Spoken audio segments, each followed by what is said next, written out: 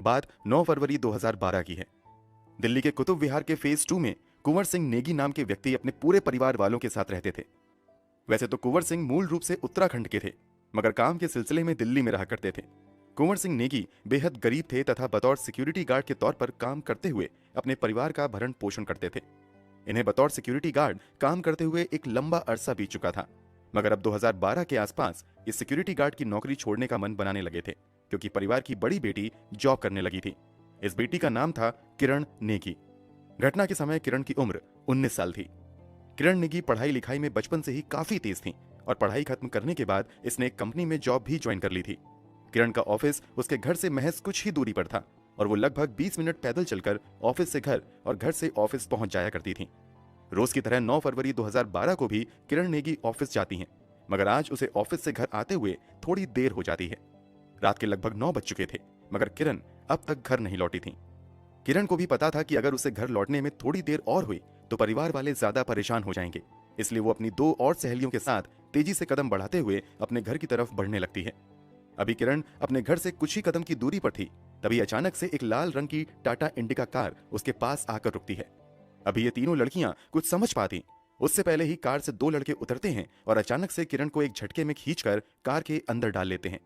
एक राहगीर की नजर इन लड़कों पर पड़ती है और वो इन लड़कों को रोकने की भी कोशिश करता है, मगर वो राहगीर नाकाम हो जाता है और वो लड़के किरण नेगी को अपनी कार में लेकर फरार हो जाते हैं।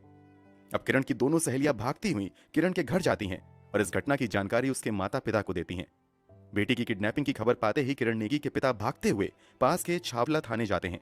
कहने को तो दिल्ली पुलिस आपकी सेवा में सदैव तत्पर रहती है, मगर उस रात जब किरण नेगी के पिता बेटी के गायब होने की खबर लेकर छावला थाने जाते हैं तो पुलिस ये कहते हुए उन्हें वापस करने की कोशिश करती है कि फिलहाल थाने में मामले की जांच पर जाने के लिए कोई गाड़ी ही नहीं है। हालांकि इसके बावजूद किरण के पिता थाने में रुककर पुलिस वालों से गुहार लगाते हैं और मामला दर्ज करने की अपील करते हैं। तब जाकर पुलिस वाले शिकायत दर्ज कर मामले की जांच शुरू करते हैं। अगर पुलिस ने खबर मिलते ही तत्काल ही एक्शन लिया होता तो शायद किडनैपिंग में इस्तेमाल की गई कार को चंद घंटों में पकड़ा जा सकता था, मगर पुलिस के लेट लतीफी की वजह से काफी समय बीत जाता है। मगर पुलिस वालों को ना तो उस लड़की के बारे में और ना ही किडनैपिंग में इस्तेमाल की गई कार के बारे में कोई जानकारी हाथ लगती है। हालांकि इस घटना के कई घंटों बाद जब पुलिस पर दबाव बढ़ने लगता है तो पुलिस अपनी जांच तेज करती है।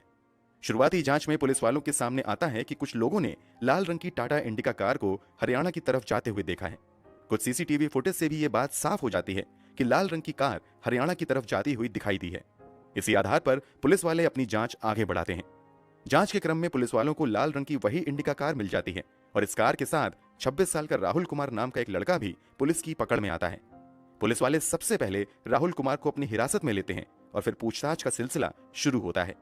पूछताछ में राहुल बहुत जल्द एक हिला देने वाला खुलासा करता है। वो बताता है कि इस कांड में उसके साथ उसका एक भाई रवि तथा एक दोस्त विनोद भी शामिल हैं। घटना के बारे में जानकारी देते हुए राहुल बताता है कि इन तीनों ने पहले किरण को किडनैप किया और फिर उसे लेकर हरियाणा के रेवाड़ी जिले के रोधाई गांव में लेकर गए, जहां उसके साथ तीनों ने बारी बारी से किया और फिर उसे मरने के लिए पास के ही एक सरसों के खेत में छोड़ दिया। राहुल के द्वारा दिए गए बयान के आधार पर पुलिस वाले अब अपनी तहकीकात आगे बढ़ाते हैं और सबसे पहले राहुल की निशानदेही पर हरियाणा के रेवाड़ी जिले के उसी गांव में पहुंचते हैं जहां पर किरण नेगी को मरने के लिए इन दरिंदों ने छोड़ दिया था। थोड़ी मेहनत के बाद पुलिस को सरसों के खेत से किरण नेगी की लाश मिल जाती है। शव को इतनी बुरी तरीके से क्षतिग्रस्त किया गया था कि किसी के लिए भी उसका चेहरा पहचानना लगभग नामुमकिन सा हो चुका था। चेहरे को बुरी तरीके से लहूलुहान किया गया था। शरीर पर कई जगह जलने के निशान थे। शरीर के कुछ अंगों को से भी जलाया गया था। शव की स्थिति बता रही थी कि इन दरिंदों ने किरण नेगी के साथ कितनी ज्यादा हैवानियत की है। पुलिस वाले शव को कब्जे में लेकर पोस्टमार्टम के लिए भेज देते हैं, जबकि राहुल के दिए गए बयान के आधार पर अब पुलिस इस घटना में शामिल 2 और आरोपी रवि तथा विनोद की तलाश में लग जाते हैं। पुलिस वालों की मेहनत रंग लाती है और बहुत जल्द इन दोनों को भी गिरफ्तार कर लिया जाता है। पुलिस जांच को आगे बढ़ाते हुए सबूत भी इकट्ठा करना शुरू कर देती है। किरण नेगी के शव के पास से पुलिस वालों को कुछ बाल के सैंपल मिलते हैं। इसके अलावा वहां पर पुलिस वालों को 2 प्लास्टिक के ग्लास, स्नैक्स के खाली पैकेट, मोबाइल, मिट्टी के बर्तन के कुछ टुकड़े, एक वॉलेट तथा कई अहम दूसरे सबूत भी मिलते हैं। इसके अलावा पुलिस वाले कार से तथा लड़की के शव से डीएनए सैंपल तथा कुछ फिंगरप्रिंट्स भी जमा करते हैं। पोस्टमार्टम रिपोर्ट में खुलासा होता है कि इन दरिंदों ने किरण को अपहरण करने के बाद बुरी तरीके से मारा पीटा था और फिर उसके साथ बड़ी ही बेरहमी से किया। फिर कार में मौजूद लोहे के रिंच और जैक से किरण के सर पर बुरी तरीके से वार किया था ताकि उसे खत्म कर दिया जाए। पुलिस जांच में यह भी खुलासा होता है कि करने के बाद ये आरोपी पीड़िता की पहचान छिपाने के लिए पहले तो उसके सर को बुरी तरीके से कुचलते हैं। पुलिस अपनी जांच पूरी करने के बाद 40 पन्नों की रिपोर्ट बनाते हुए अदालत में पेश करती है और मामले की सुनवाई स्थानीय सेशन कोर्ट में शुरू होती है। सेशन कोर्ट में पुलिस जांच रिपोर्ट, डीएनए रिपोर्ट तथा अन्य सबूत के अलावा 49 गवाह भी पेश करती है। सभी सबूतों, डीएनए रिपोर्ट तथा गवाहों के बयान के आधार पर सेशन कोर्ट इन तीनों अपराधियों को किरण नेगी के अपहरण के बाद और फिर हत्या का दोषी करार देता है और फिर उन तीनों आरोपियों को सेशन कोर्ट द्वारा मृत्यु दंड की सजा सुनाई जाती है। निचली अदालत में मौत की सजा पाने के बाद ये तीनों आरोपी अब दिल्ली हाई कोर्ट का रुख करते हैं। यहाँ भी मामले की सुनवाई लंबे समय तक चलती रहती है और फाइनली 2014 में दिल्ली हाई कोर्ट भी इन तीनों आरोपियों को निचली अदालत से मिली मौत की सजा बरकरार रखती है। सेशन कोर्ट तथा दिल्ली हाई कोर्ट से मौत की सजा पाने के बाद अब 2016 में तीनों आरोपी इस सजा के खिलाफ सुप्रीम कोर्ट का दरवाजा खटखटाते हैं। मामला सुप्रीम कोर्ट में आते ही केस की फाइल सुनवाई के इंतजार में सालों तक यूं ही दबी रहती है। जब इंसाफ का इंतजार लंबा होने लगता है तो किरण के पिता खुद ही इंसाफ के लिए दर दर भटकते रहते हैं, मगर उनकी कोई भी नहीं सुनता है। यहां तक कि वो इंसाफ मांगने दिल्ली की तत्कालीन मुख्यमंत्री शीला दीक्षित के पास भी जाते हैं, मगर इंसाफ की बजाय उन्हें 1 लाख का चेक देकर पास कर दिया जाता है। उन्हें यह भी कहा जाता है कि ऐसी घटनाएं तो होती ही रहती हैं। व्यवस्था से तंग आकर किरण के पिता इंसाफ मांगने जनता की अदालत में आते हैं। वो लोगों से साथ देने की अपील करते हैं, मगर बस गिनती के लोग ही उनके साथ आते हैं। कुछ साल बीत जाने के बाद आखिरकार सुप्रीम कोर्ट में मामले की सुनवाई शुरू होती है। सुप्रीम कोर्ट की सुनवाई में चीजें तेजी से बदलने लगती हैं।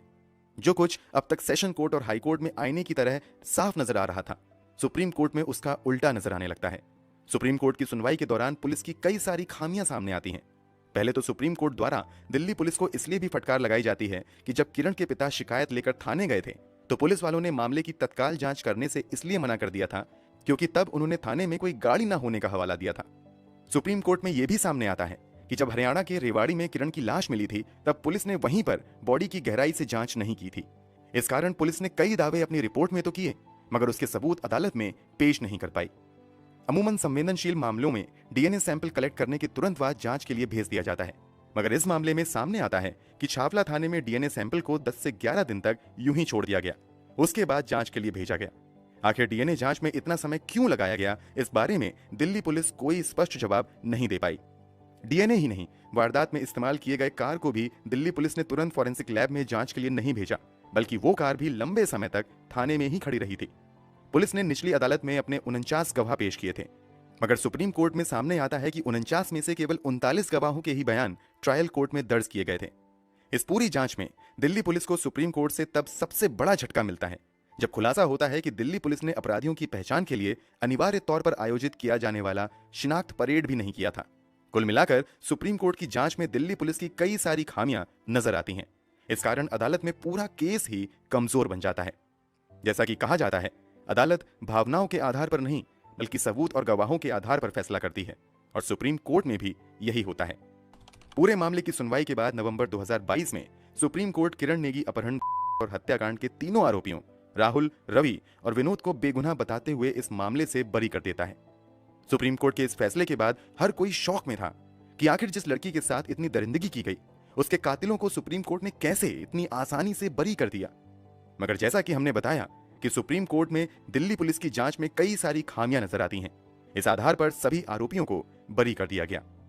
सुप्रीम कोर्ट में यह भी सामने आता है कि पुलिस ने जिस कार का इस्तेमाल किडनैपिंग में होने का दावा किया था उस कार के नंबर प्लेट की पहचान करने के लिए दिल्ली पुलिस एक भी गवाह अदालत में पेश नहीं कर पाई।